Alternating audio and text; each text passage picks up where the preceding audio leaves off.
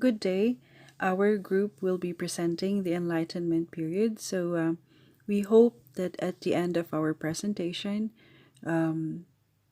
we would all be able to have a good understanding and a glimpse of what it was like during the said era. The period known as the Enlightenment runs from somewhere around 1660 with the restoration or the crowning of the exiled Charles II until the beginning of the 19th century and the reign of Queen Victoria. For much of the 18th century, a new way of thinking became increasingly common in both Western Europe and the American colonies of North America. Known as both the Age of Reason and Enlightenment, this period was very different than earlier epochs of European history. So, this was, or during this time, this period was an awakening for the thinkers of Europe, uh, Western Europe in particular, which extended to their colonies in the Americas. So this was an interesting time, um, an interesting time because a lot of people began to question a lot of things. While the Enlightenment period was tremendously broad in terms of its movement, there are several core themes that were characteristics of it. There are three. So we will be looking at the major themes of the Enlightenment, which are reason, individualism, and skepticism. Let's start off with the first major theme of the period. So we have here reason or reasoning during the time. So Enlightenment thinkers typically denounce supernatural occurrences as mere superstition. Here is where it gets a little tricky though. You might think all Enlightenment thinkers were atheists, but they were not. This was not the case. In fact, most were not. To a degree, the Enlightenment spurred atheism, but more commonly, it resulted in a mix between Christianity and scientific rationalism. This is best illustrated by the Deist movement that gripped Europe and the United States during the late 18th century. The Deist movement or Deism is also known as the religion of nature. This refers to rational thinking or a rational theology that mainly believed that religious truth should be subject to human reasoning rather than divine intervention. So we have to remember that prior to the Enlightenment or the period before the Enlightenment, everything was belief. The belief in a supreme being was overwhelmingly powerful during those earlier times. Um, Whereas during the Enlightenment, people began to question a lot of things and they focus more on reasoning rather than mainly divine intervention. Let's move on to the individual during the Enlightenment period. So an individual is believed to be endowed with certain liberties and rights. These rights were believed to have been granted by God and or by nature. Enlightenment figures typically espouse ideas of equality and human dignity. So, thinking or the individual or this theme or this way of thinking is very, very similar to what we have in the modern times. It's very interesting because prior to the Enlightenment period, everything revolved around belief in God. So there wasn't really no equality prior to the Enlightenment period, especially because they have had or there were classes in society. But during the Enlightenment period, this was greatly questioned because people or thinkers of the time believed that everyone uh, have their own rights and liberties. Let's move on to the third major theme of the period. We have here skepticism. So, to illustrate this point, let's look at something called the divine rights of kings. According to this view, which had been popular among Catholics for centuries, monarchs had been placed in positions of power by the will of God and were not subject to earthly powers. Basically, this was a fancy way of saying the king was above the law, but with the age of enlightenment, this idea began to lose its credibility. Enlightenment thinkers were skeptics. They typically rejected blind faith and they wanted proof in the modern sense. So, this is very interesting because this is very, very similar to the way we think nowadays. We go ahead and challenge a lot of things. So, for thinkers during the Enlightenment period, they did the same. So it's very interesting because during those times, uh, the monarchs, the kings and the queens, are always above the law. But of course, nowadays that is not so. So it's very, it's again, it is a time of awakening for most people, especially the thinkers, because they just do not go ahead and believe what they are told. They question a lot of things and they focus or they always err on the side of reasoning that rather than just believing what they are being told or being fed with. So, moving on, of course, at the start of every new era, we have here important figures, major figures that were precursors or people who started or who are famously known to be of importance during an era. So the early Enlightenment was or have had their precursors in famous figures such as the Englishman Francis Bacon and Thomas Hobbes, the Frenchman René Descartes, and key natural philosophers of the scientific revolution, which included Galileo Galilei, Johannes Kepler, and Gottfried Wilhelm Leibniz. The early Enlightenment was from 1685 to 1730.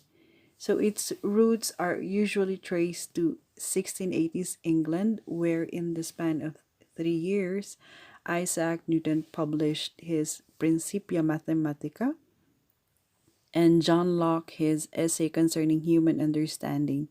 These two works provided the scientific, mathematical, and philosophical toolkit for the Enlightenment's major advancements or advances.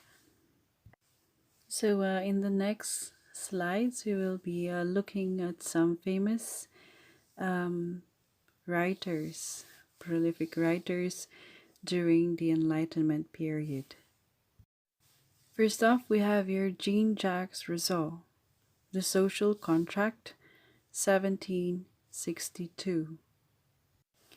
Rousseau was born in Geneva, Switzerland, and moved to Paris as a young man to pursue a career as a musician. Instead, he became famous as one of the greatest and most revolutionary thinkers to have ever lived. In the age of the absolute powers of kings, Rousseau argued against the monarchy's divine right to rule. He proclaimed the absurdity of submitting to coercion or slavery, stating that true political authority lies with the people. He also upset the other great power of the age, the church, by arguing that all religions are equal, and in their ability to instill goodness in people. The philosopher also belonged to the Romanticism literary movement, of which he is thought of to be one of its pioneers. Another famous figure of the time was Voltaire. His famous work was, I'm not really sure how to pronounce this, Candide, 1959. Voltaire was born Francois Marie Arouet, I'm not sure how to pronounce it, holds a special place in the world's collective memory as the symbol of the Enlightenment. An extremely prolific writer, Voltaire achieved fame for his polemic satires and acerbic wit. Although he originally wanted to become a tragedian, he publicly argued for freedom of religion and expression, the separation of church and state, and wrote formidable attacks on the Catholic Church and powerful French establishments. Voltaire has been feverishly quoted after the dreadful attacks in Paris on the 7th of January and the 15th of November in 2015, as his name instantly evokes the battle against religious fanaticism as well as the love of tolerance and freedom of thinking.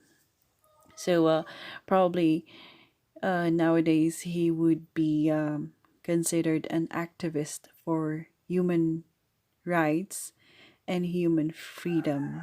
So, he is well worth emulating.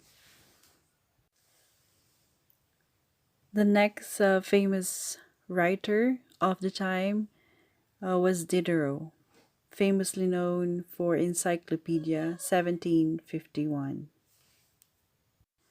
One word cannot capture Denis Diderot, who has more than one string to his bow. He was a writer, a philosopher, encyclopedist, literary and art critic, and translator, to only name a few. He marked history with one of his most impressive works of the time, the famous Encyclopedia, which he co wrote. The goal of the encyclopedia was, according to Diderot, to change the common way of thinking through the dissemination of knowledge and represent a revolution of scientific, secular, and open minded thought, thus undermining the authority of the two great powers during those times, the French monarchy and the Catholic Church. Not surprisingly, an entire Parisian university was named after him. Another famous writer of the time was a Frenchman, the Marquis de Sade, famously known for the 120 Days of Sodom. Donatien Alpon Francois, Marquis de Sade was, as you may guess, a nobleman who spent three-fourths of his life in prison and 10 years in the Bastille. The Bastille was famously known as a fortress or a prison in Paris, in France, where he was able to compose most of his sulfurous masterpiece, The 120 Days of Sodom, full of eroticism, violence, and extreme cruelty. Although his book was banned for centuries, Sade remained an icon of sexual libertinism, with the term sadism invented in his name at the end of the 19th century. The most popular work that came out of the Enlightenment period was, of course, the publication of the encyclopedia. The encyclopedia was published between 1751 and 1772 in 35 volumes, and it was compiled by Denis Diderot, Jean Leron d'Alembert, and a team of 150 other intellectuals. The encyclopedia has helped in spreading the ideas of the Enlightenment across Europe and beyond. We cannot deny the fact that in the past few years, before that internet was made available to everyone, the encyclopedia was of great importance in terms of knowledge, searching for new knowledge. The encyclopedia is a very powerful book of knowledge. Um, it is a tool in acquiring and improving the knowledge that you already have. So, moving on, we have here religion during the Enlightenment period. So, a number of novel ideas about religion developed with the Enlightenment, which included deism and talks of atheism. According to Thomas Paine, deism is the simple belief in God the Creator with no reference to the Bible or any other miraculous source. Instead, the deist relies on solely on personal reason to guide his creed, which was eminently agreeable to many thinkers of the time. Atheism was much more discussed but have had very few proponents. Wilson in Rail note, in fact, very few enlightened intellectuals, even when they were vocal critics of Christianity, were true atheists. Rather, they were critics of orthodox beliefs, wedded rather to skepticism, deism, vitalism, or perhaps pantheism. Some followed Pierre Bayle and argued that atheists could indeed be moral men. Many others, like Voltaire, held that without belief in a God who punishes evil, the moral order of society was undermined. That is, since atheists gave themselves to no supreme authority and no law, and had no fear of eternal consequences, they were far more likely to disrupt society. Bale observed that in his day, prudent persons will always maintain an appearance of religion, and he believed that even atheists could hold concepts of honor and go beyond their own self interest to create and interact in society. Locke said that if there were no God and no divine law, the result would be moral anarchy. Every individual could have no law but his own will, no end but himself.